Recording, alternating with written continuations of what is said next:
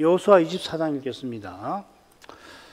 여호수아가 이스라엘 모든 지파를 세겜에 모으고 이스라엘 장로들과 그 두령들과 재판장들과 유사들을 부르매 그들이 하나님 앞에 보인지라. 여호수아가 모든 백성에게 이르되 이스라엘 하나님 여호와의 말씀에 옛적에 너희 조상들 곧 아브라함의 아비 나홀의 아비 데라가 강 저편에 거하여 다른 신들을 섬겼으나 내가 너희 조상 아브라함을 강 저편에서 이끌어내어 가나안으로 인도하여 온 땅을 두루 행하게 하고 그 씨를 번성케 하려고 그에게 이삭을 주었고 이삭에게는 야곱과 에서를 주었으며 에서에게는 세일산을 소유로 주었으나 야곱과 그 자손들은 애굽으로 내려갔으므로 내가 모세와 아론을 보내었고 또 애굽에 재앙을 내렸나니 곧 내가 그 가운데 행한 것과 같고 그 후에 너희를 인도하여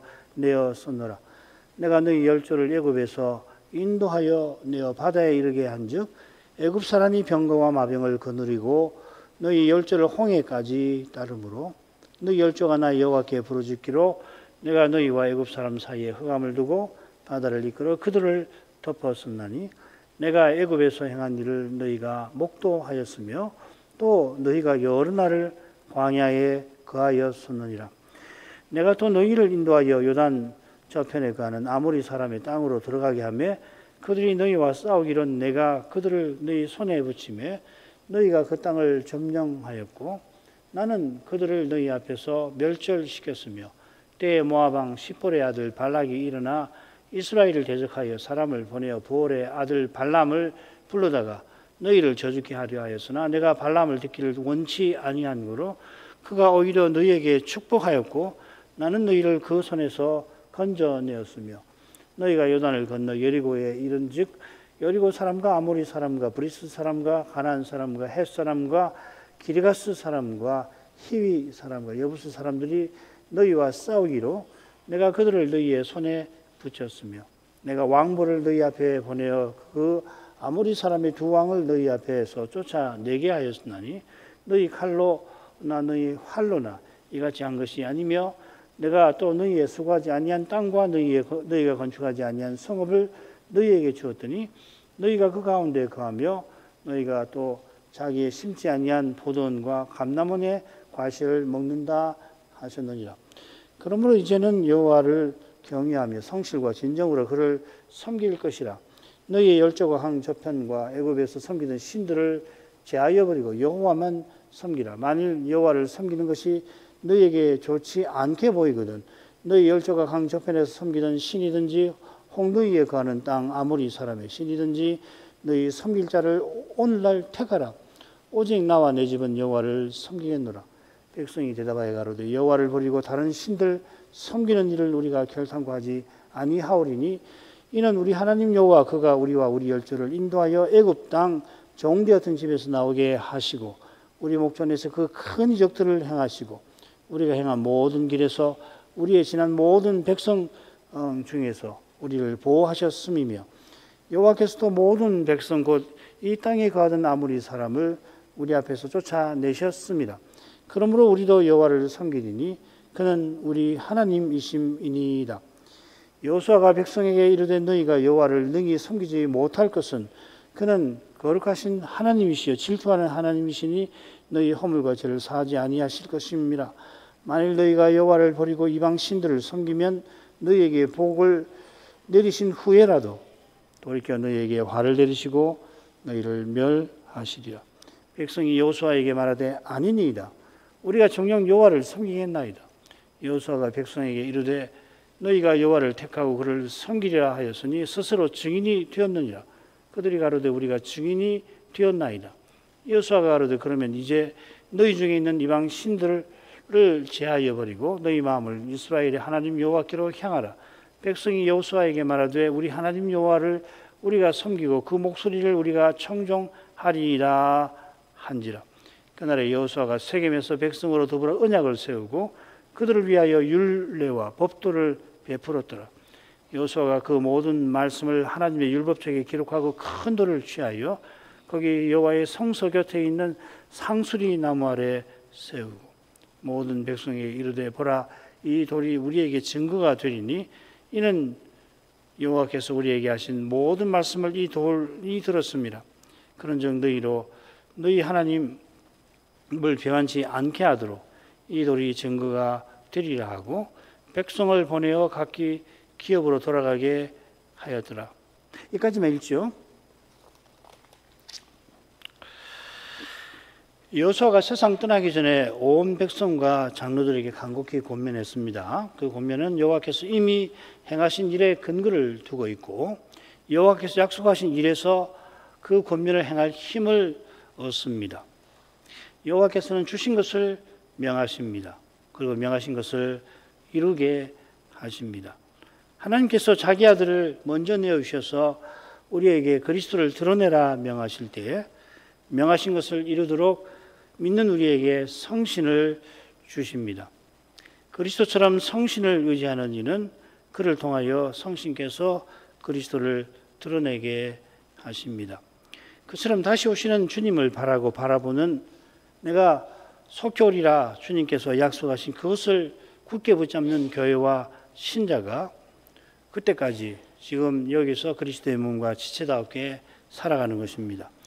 여호수아가 이런 믿음으로 주신 사명을 이루었는데 자기가 세상 떠난 후에 백성과 장로들도 그렇게 살라고 권하였던 것입니다. 그 마지막 부분을 읽겠습니다. 보라 나는 오늘날 온 세상이 가는 길로 가려니와 너희 하나님 여호와께서 너희에게 대하여 말씀하신 모든 선한 일이 하나도 틀리지 아니하고 다 너희에게 응하여 그 중에 하나도 어김이 없음을 너희 모든 사람의 마음과 뜻에 아는 바라. 너희 하나님 여호와께서 너희에게 말씀하신 모든 선한 일이 너희에게 임한 것 같이 여호와께서 모든 불길한 일도 너희에게 임하게 하사 너희 하나님 여호와께서 너희에게 주신 이 아름다운 땅에서 너희를 멸절하기까지 하실 것이라. 만일 너희가 너희 하나님 여호와께서 너희에게 명하신 언약을 범하고 가서 다른 신들을 섬겨 그에게 절하면 여호와의 진노가 너희에게 미치리니 너희에게 주신 아름다운 땅에서 너희가 속히 망하리라.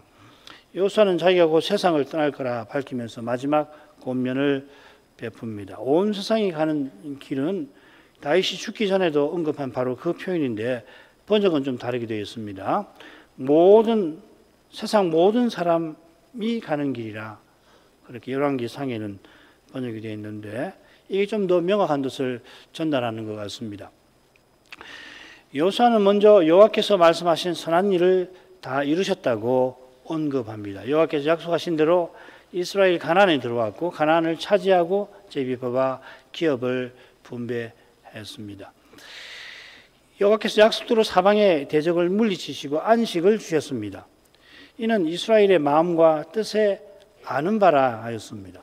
이스라엘이 틀림없이 경험한 거라 하는 말일 텐데 거기다가 그뿐만 아니라 과연 그러하다 시인하는 바라는 겁니다.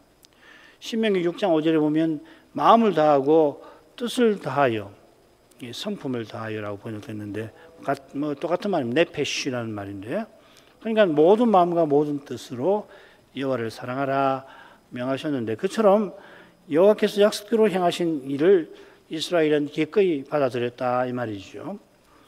이런 사실을 위해서 여호수아는 여호와께서 행하실 정반대 일을 경고합니다. 그 일은 이스라엘이 언약을 범하고 가서 다른 신들을 섬길 경우에 틀림없이 일어나는 일인 것입니다.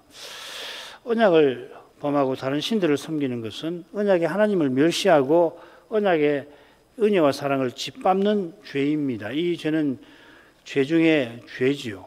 이 배도하는 죄 아니에요. 이런 악한 죄를 범할 때 너희 하나님 여호와께서 너에게 주신 이 아름다운 땅에서 멸절될 것입니다. 여호와께서 언약을 이루셔서 아름다운 땅, 이 토브, 좋은 땅, 선한 땅을 주셨는데 번역을 아름답다고 했습니다. 이 땅이 아름다운 것은 언약 이루신 하나님을 가까이하며 섬기는 곳인데 있죠. 풍요하고 안전한 점에서 고대 가나안 땅보다 나은 곳이 얼마든지 있을 테지만은 이 가나안은 여호와의 기업, 거처, 성소입니다. 달리 당시 그런 땅은 없지요. 시편 16편의 시인이 이 진리를 잘 담아냈는데 주밖에 나의 복이 없다 하였나이다. 여호와는 나의 산업과 나의 소득의 잔의 소득이십니다. 3절 땅에 있는 성도는 존귀한 자니 나의 모든 즐거움이 저에게 있도다. 6절 내게 줄로 지어준 구역은 실로 아름다운 곳에 있으며 나의 기업이 실로 아름답도다. 여기 이 시인이 그리스도의 그림자라는 사실이 또 잘 드러나고 있습니다. 이 시는 시인이 오실 메시아를 바라보고 믿은 결과로 나온 고백이죠. 오실 메시아를 고백하지 않고서는 나올 수 없는 겁니다. 이는 언약을 범하고 다른 신을 섬기는 배도와 정반대 되는 건데, 여호와를 섬기는 길은 오실 메시아를 바라보고 믿는 것밖에 없는 거 아니에요. 그건 신약만 그런 게 아니라 구약도 마찬가지죠, 그죠? 이게 너무도 분명한 진리 아니에요. 어떻게 하나님을 알 수 있느냐? 그리스도를 통해서만 알고 믿고 숨기는 거 아니에요. 그 기독론이 참 중요한 겁니다. 결정적이죠, 그죠? 구약도 마찬가지입니다. 그래서 구약도 이 오실 메시아를 믿도록 하나님께서 율법도 주시고 규례도 세우시고 예언도 주시고 약속도 하시고 그런 거 아니에요. 자, 오늘 읽은 대로 가십시다. 이스라엘이 배도하지 않도록 막으려고 여호수아는 세겜에서 언약을 갱신합니다. 먼저 이 사건의 개요를 한번 보십시다. 1절, 2절 상반절이 모든 말이 됩니다. 이 언약을 갱신하기 위해서 여호수아가 백성과 장로를 불러 모았다 하는 거고요. 그 다음에 이제 여호와의 말씀을 이루는데, 여호와의 말씀은 뭐냐면은 여호와께서 이스라엘을 위해서 행하신 일들입니다. 2절 하반절부터 13절까지입니다. 거기에 근거해서 이제 여호수아가 백성에게 언약의 의무를 일러주고 그 의무를 어겼을 때 임할 경고를 베푸는 겁니다. 그리고 이제 25절부터 28절에는 언약 체결식을 거행하는 거죠. 그걸 체결한다면 백성이 지파의 땅으로 해산했다 하는 이야기입니다. 여호수아가 그 다음 넘어가죠. 머리말로 하십시다. 여호수아가 이스라엘 모든 지파를 세겜에 모으고 이스라엘 장로들과 그 두령들과 재판장들과 유사들을 부르매 그들이 하나님 앞에 보인지라. 여호수아가 모든 백성에게 이르되, 이 부분은 23장 그 고벨 연설하고 비슷하지요. 여호수아가 이스라엘 모든 지파를 모으고 백성의 대표들을 부릅니다. 여호수아가 모으고 부른 목적이 무언가, 그들이 하나님 앞에 보였다 하는 데에서 암시되어 있습니다. 여호수아가 하나님의 종으로서 이스라엘과 그 대표들을 하나님 앞에 소환했다 하는 말입니다. 이 소환한 목적은 언약을 새롭게 하는 데 있죠. 하나님의 언약은 당시 이 히타이트 헷 족속의 이 국제 조약과 비슷한 데가 있습니다. 정복당한 왕을 불러 세워서 언약을 조약을 주도적으로 체결합니다. 체결한 조약문의 내용이 여호와께서 이스라엘과 맺은 언약과 대단히 비슷합니다. 특별히 이 단락 중심에 나오는 2번과 밑줄 친 2번, 2절 하반절부터 24절까지가 특별히 그러합니다. 여호와께서 이스라엘을 위해서 행하신 그 일들이 길게 나오고 그 일에 근거하여 이스라엘이 여호와를 섬길 것을 알아야죠, 그죠? 이런 내용이 물론 전형적인 이 국제 조약문, 당시 조약문에 비해서 조금 약소하긴 합니다만은 조약문의 핵심적인 부분을 반영하고 있습니다. 이 사실은 모세오경이나 이 여호수아서의 기록 연대와 관련해서 매우 중요합니다. 우리는 모세와 여호수아가 오경과 여호수아서의 저자라고 믿습니다만은 이상하게도 이 해당 학자들 대부분은 그렇게 생각하지 않습니다. 아사 왕 때 심지어는 포로기에 기록되거나 편집되었다고 이게 구약학계의 중론입니다. 다수 의견 다수 정도가 아니죠. 이거 받아들이지 않으면 구약학계에서 왕따당하지요.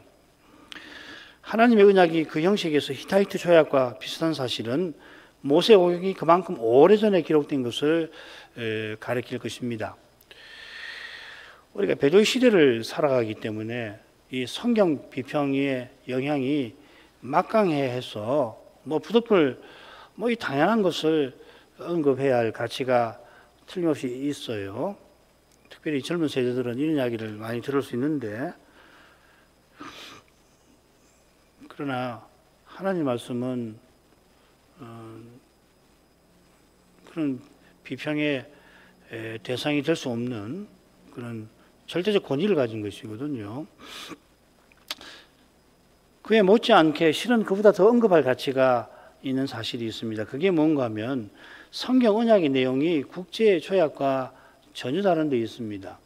언약 맺으신 하나님께서 종주이신데, 이 종주라는 말이 정복왕 아니에요, 그죠? 주인이 되는 분이신데, 무력으로 힘없는 나라를 정복한 세상 왕과 달리 구원 얻을 힘이 전혀 없는, 심지어 멸망받을 수밖에 없는 죄인을 구속하셔서 자기 소유로 삼으시고 거룩한 사명을 내려 주셨습니다. 이 사명 중에 제사장 나라의 사명이 있잖아요. 제사장 나라는 제사 드리는 나라라는 말인데, 이 제사라고 하는 개념 자체가 이 종주와 종주를 모시는 신하라는 개념입니다. 이 제사장이라는 말을 조사해 보면 코헨인데, 제사장은 왕의 궁정에서 왕을 섬기는 신하를 가리키는 말입니다.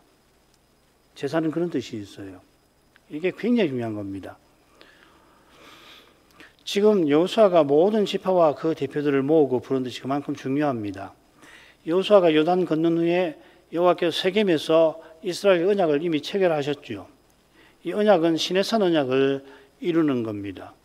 이스라엘을 이집트에서 건져내어서 시내산에 이끌어 거기서 언약을 맺으신 목적이 제사장 나라와 거룩한 백성의 사명을 이루라고 하시는 데 있는데, 그 사명을 이제 이루게 하시는 것입니다. 여호수아가 그 사명을 실제로 이루기 위해서 죽는 날까지 힘썼죠. 여호와께서 여호수아를 통해서 주신 그 기업을 차지해서 레위기의 제도, 그리고 실행법전, 정결법전이나 성결법전, 거기에 나오는 규례들과 새 칙들을 통하여서 제사장 나라와 거룩한 백성답게 선악하게 하신 거죠. 절기를 지키려면은 언약의 땅 없이는 불가능한 거 아니에요. 사실상 불가능한 거죠. 자, 이런 내용이 이제 살필 언약 체결식, 언약 갱신식이라고 할 수 있는데, 거기서 드러날 겁니다. 먼저 처음 부분을 가죠. 이 부분은 맨 처음에 머릿말이 나옵니다. 여호와의 말씀에가 머릿말입니다. 그리고 여호와께서 열조에게 언약의 씨를 주신 일이 2절 하반절부터 4절까지 나오고, 그 다음에 모세와 아론을 보내서 출애굽하신 일이 5절부터 7절까지 있고요. 그 다음 8절부터 13절은 언약의 땅 주신 일이 나옵니다. 언약의 하나님께서 지금까지 친히 행하신 일을 말씀하시는데, 그 거룩한 역사를 내가 주었다라고 하는 표현을 통해서 세 시대로 나눈 겁니다.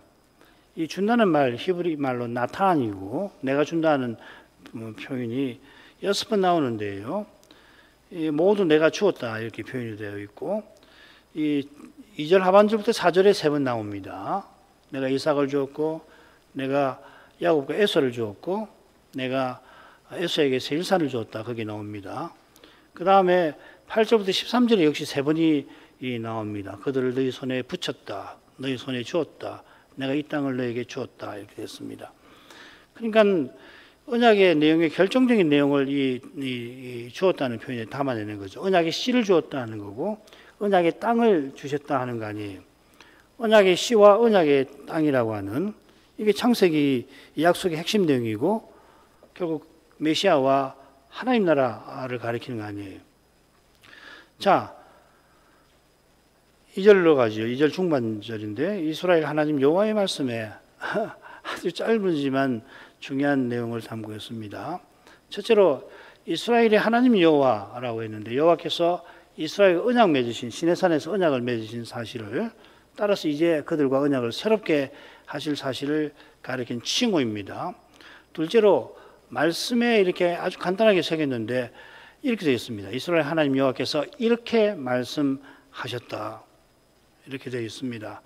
말씀하신 내용을 포괄하기 위해서 여호와의 말씀에 하고서는 13절 끝에는 하셨느니라 이렇게 나누어서 번역을 하죠, 그죠? 한글 번역은 뭐 부득불 이렇게 부득불을 꼭 이렇게 해야 되는 거 아닌데 이렇게 되는 경우 많죠. 그냥 이스라엘 하나님 여호와께서 이렇게 말씀하셨다 하고서 번역해야 되는데, 말씀해 하고서 말씀한 내용을 13절 끝까지 밝힌 다음에 그 다음에 하셨다 이렇게 번역하는 겁니다. 이건 뭐 어법과 관련되는 거니까 넘어가죠.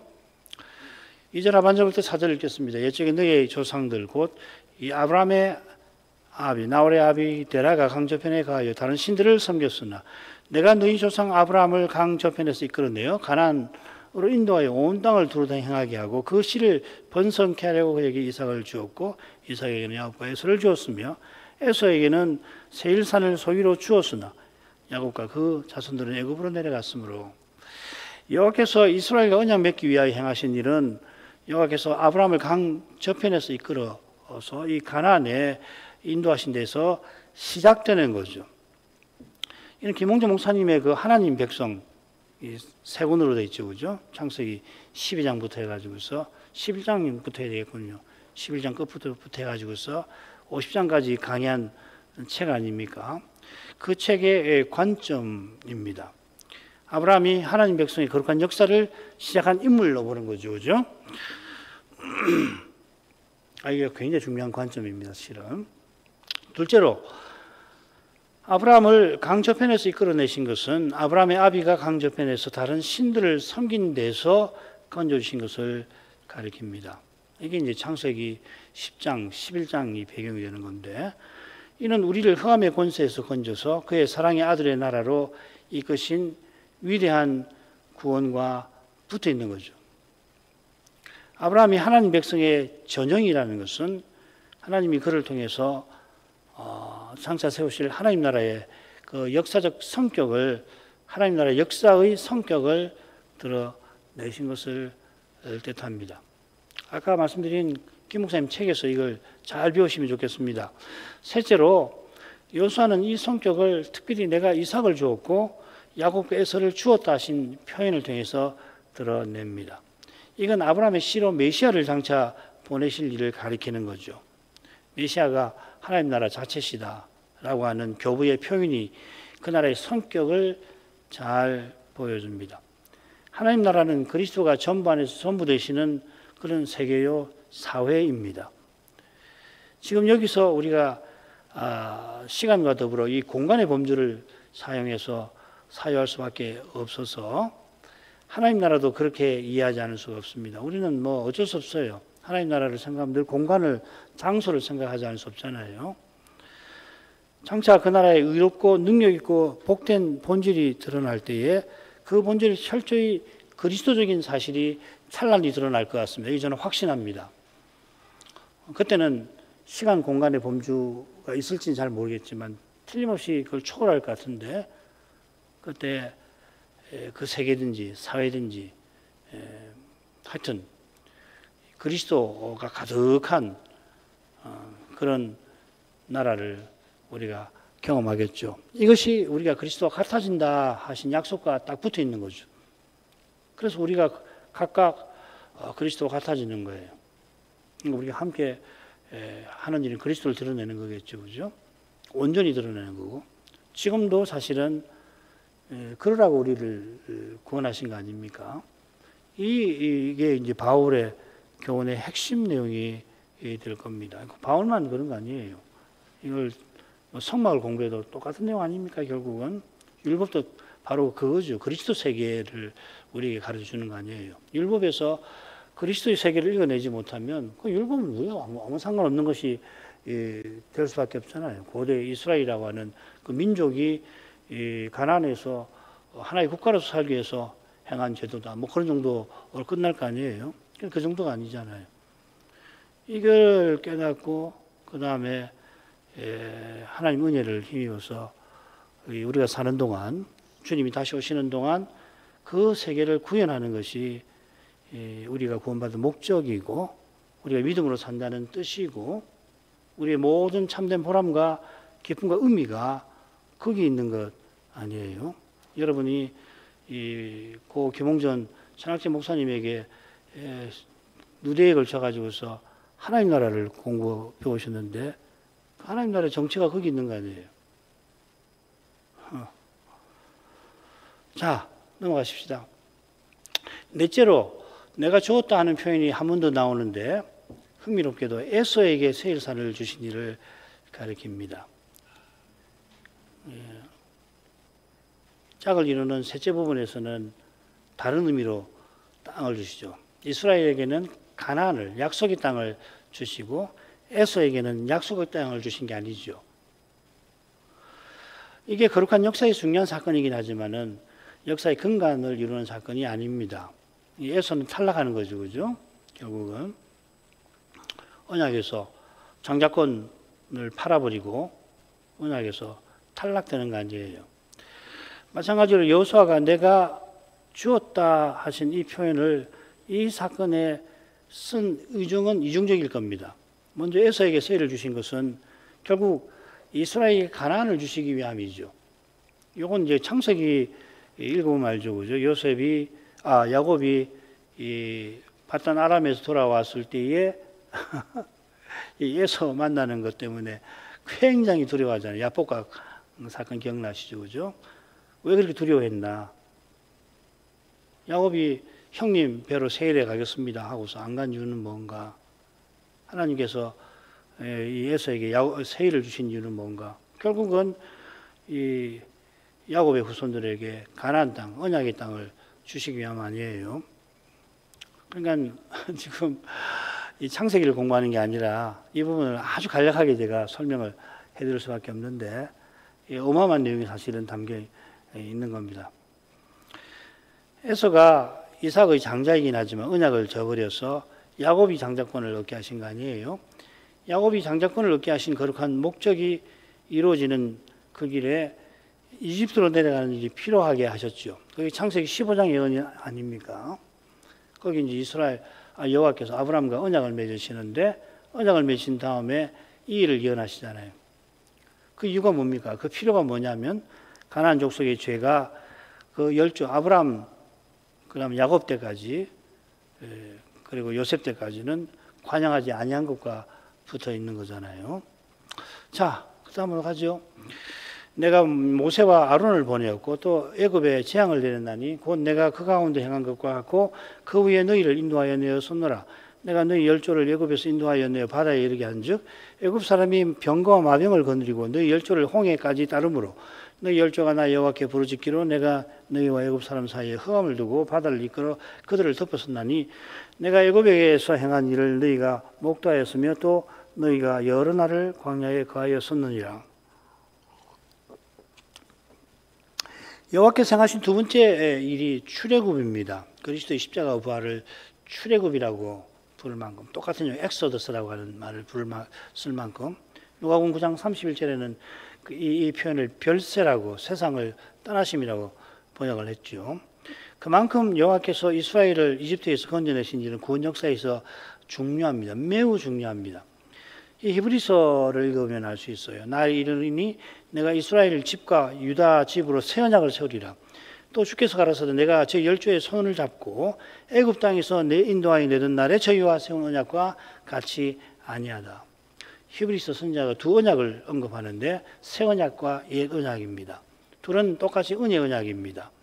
새 언약은 언약의 중보자이신 그리스도를 통해서 하나님이 우리와 맺으신 거죠. 반면에 옛 언약은 여호와께서 이집트에서 이스라엘을 인도하여 내실 때 맺으신 겁니다.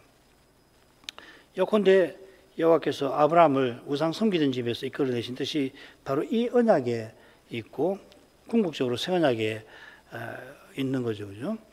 둘째로 여호와께서 모세와 아론을 보내서 출애굽의 구속을 이루셨습니다. 이사야 선지자도 여호와께서 그 영광의 발을 모세의 오른손과 함께 하시며 그들 앞에서 물로 갈라지게 하셨다 교훈합니다.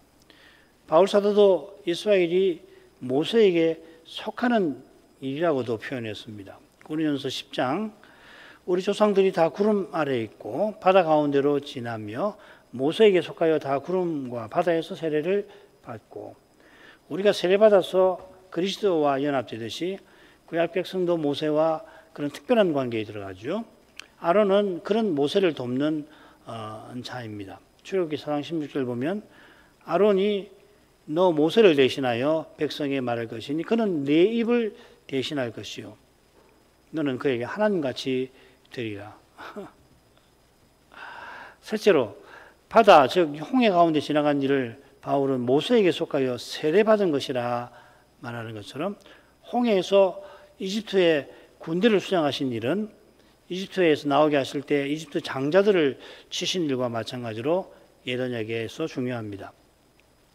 여호와께서 흑암을 이스라엘과 이집트 사이에 두셔서 이집트 군대가 이스라엘을 쉽게 추격하지 못하게 막으셨습니다. 그처럼 바다를 이끌어서 그들을 덮으셨습니다. 번역에는 잘 드러나지 않죠, 그죠? 좀 혼동되긴 하죠, 그죠? 실제로 보면 바다를 이끌어 그들을 덮어섰나이다. 그들을 뭘로 덮었냐면 바다로 덮으셨다는 이야기입니다. 바다를 이끌고 오셔서 바다로 그들을 덮으셨다. 수장시켜줬단 말이죠, 그죠? 번역이 조금 애매해서 설명을 드렸습니다. 이집트 군대가 이스라엘을 치려고 갈라진 홍해에 들어왔는데 양옆에 무더기처럼 쌓여있던 바닷물이 그들을 덮치게 하셨다 이 말이죠. 이런 일까지도 내가 이집트에서 행한 일에 속할 겁니다. 그리고 이 일은 이스라엘이 목도한 일입니다. 그런 다음에 이스라엘은 광야에서 여러 날 거하였습니다. 여호와께서는 이스라엘을 곧장 가나안에 이끌고자 하셨지만 민수기 13장 그러나 열정탐의 불신에 이스라엘이 당장 진멸할 뻔했습니다. 자비하신 여호와께서 제1세대가 그 죄로 말미암아 40년 동안 광야에서 유리방황하게 하신 거죠. 그 다음 부분을 가죠. 내가 또 너희를 인도하여 요단 저편에 가는 아모리 사람의 땅으로 들어가게 하며 그들이 너희와 싸우기로 내가 그들을 너희 손에 붙이며 너희가 그 땅을 점령하였고 나는 그들을 너희 앞에서 멸절시켰으며 때에 모압 왕 십볼의 아들 발락이 일어나 이스라엘을 대적하여 사람을 보내어 보올의 아들 발람을 불러다가 너희를 저주케 하려 하였으나 내가 발람 듣기를 원치 아니한 거로 그가 오히려 너희를 축복하였고 나는 너희를 그 손에서 건져내었으며 너희가 요단을 건너 여리고에 이른 적 여리고 사람과 아모리 사람과 브리스 사람과 가나안 사람과 헷 사람과 길갓 사람과 히위 사람과 여붓 사람들이 너희와 싸우기로 내가 그들을 너희 손에 붙였으며 내가 왕고를 너희 앞에 보내어 그 아모리 사람의 두 왕을 너희 앞에서 쫓아내게 하였나니 너희 칼로나 너희 활로나 이같이 한 것이 아니며 내가 또 너희의 수고하지 아니한 땅과 너희의 건축지 아니한 성읍을 너희에게 주었더니 너희가 그 가운데 거하며 너희가 또 자기의 심지 아니한 포도원과 감나무에 과실을 먹는다 하셨느니라.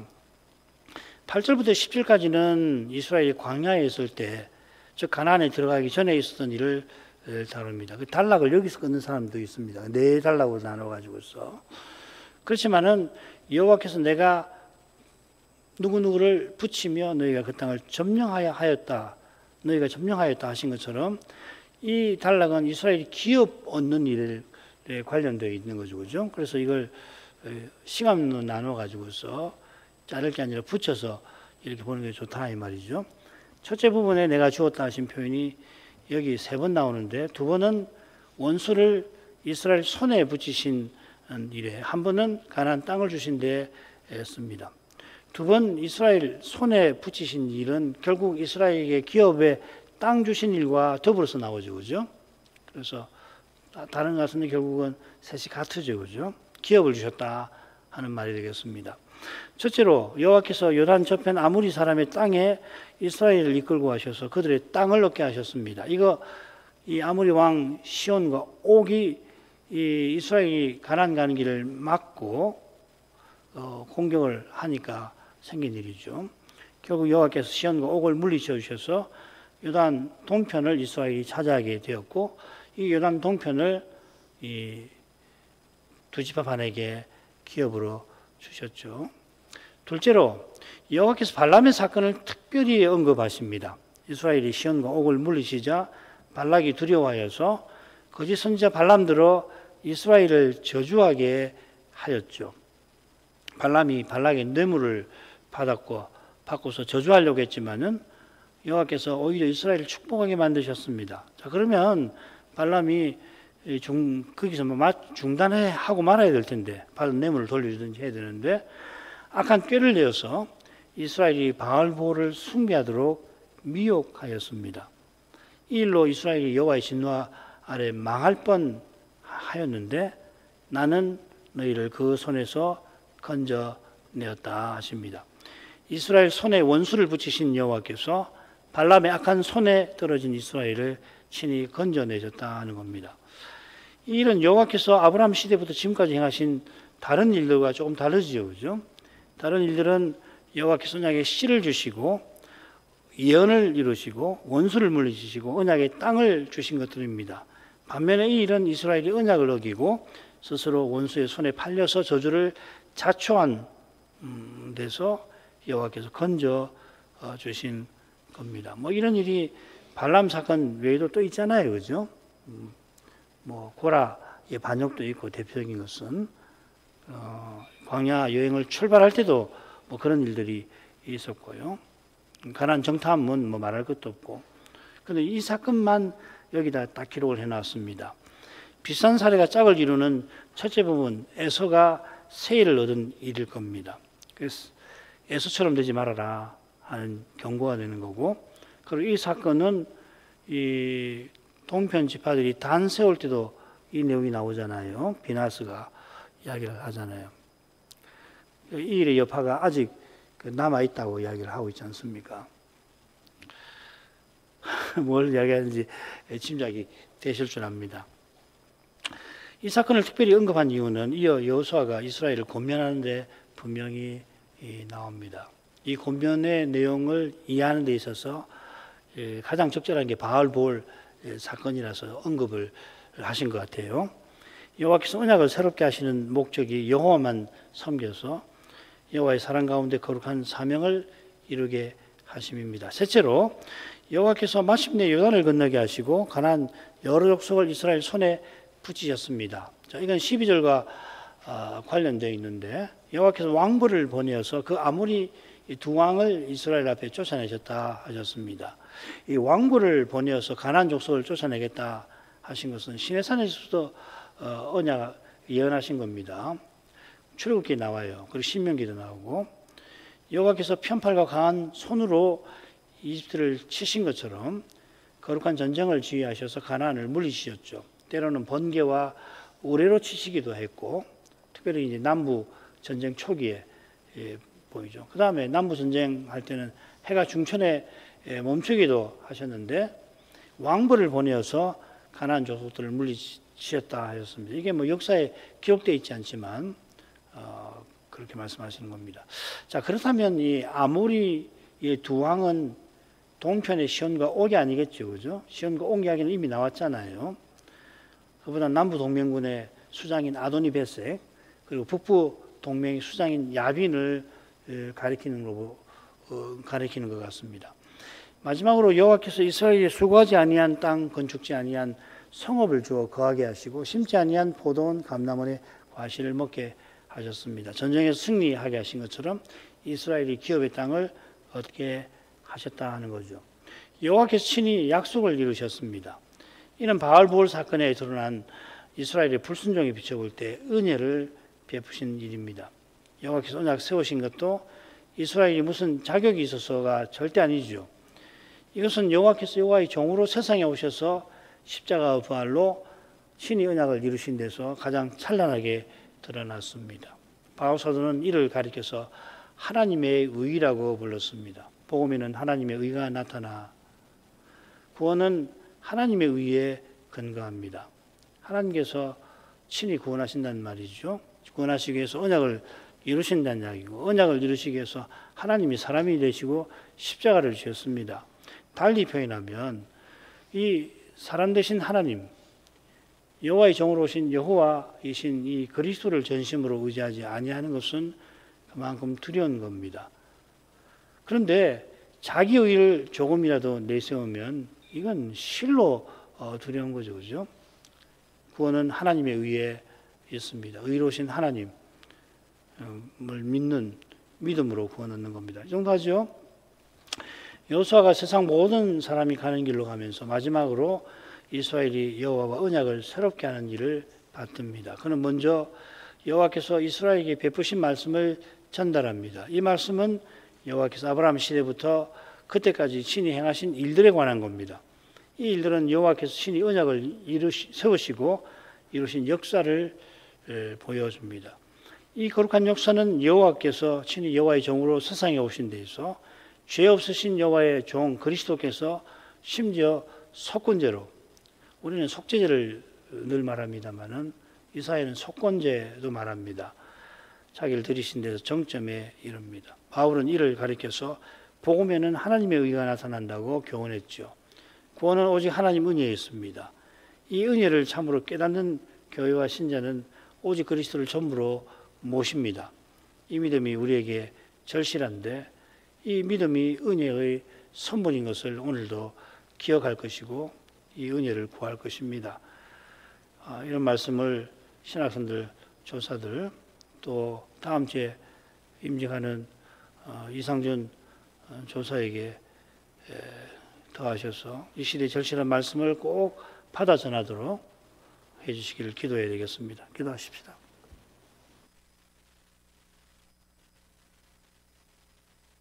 같이 기도하겠습니다.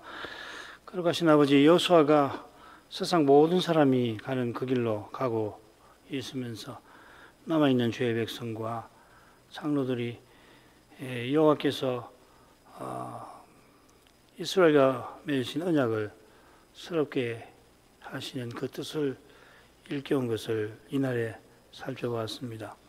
그가 모세를 이어서 백성의 지도자가 되어 주의 약속을 믿고 주의 명령을 받들어 요단을 건너고 여리고를 정복한 다음에 모세의 지시를 따라 세겜에서 언약을 체결하는 일을 맡았습니다. 40년 전 시내산에서 여호와께서 이스라엘을 열국과 구별해서 특별한 소유로 삼으시고 거룩한 사명을 내리셨는데 가나안에 들어와서 그 사명을 신실히 받들려고 하는 뜻을 백성의 마음에 새기고자 한 줄 믿습니다.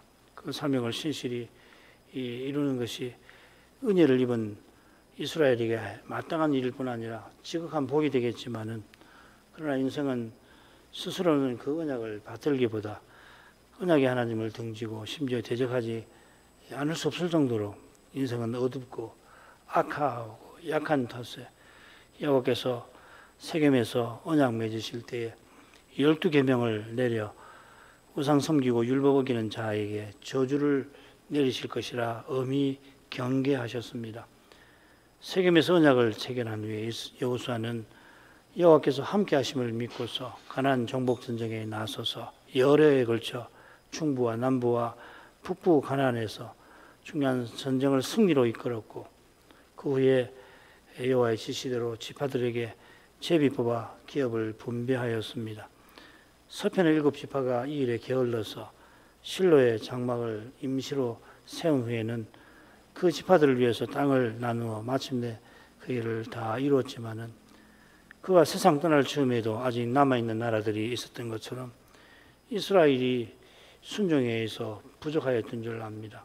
사정이 그러하지만 여호수아는 여호와께서 행하신 일들과 여호와께서 약속하신 사실에 근거하여서 간곡하게 자기 백성이 주의 언약을 순종하도록 권하였습니다.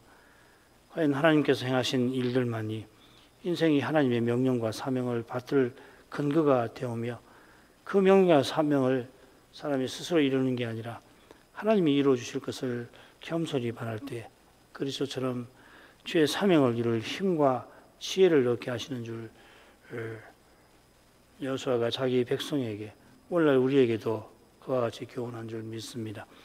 그처럼 그가 세상을 떠나기 직전에 언약을 갱신하면서 여호와께서 백성에게 전하신 그 말씀도 똑같은 교훈을 백성과 장로들에게 베풀고 있나이다.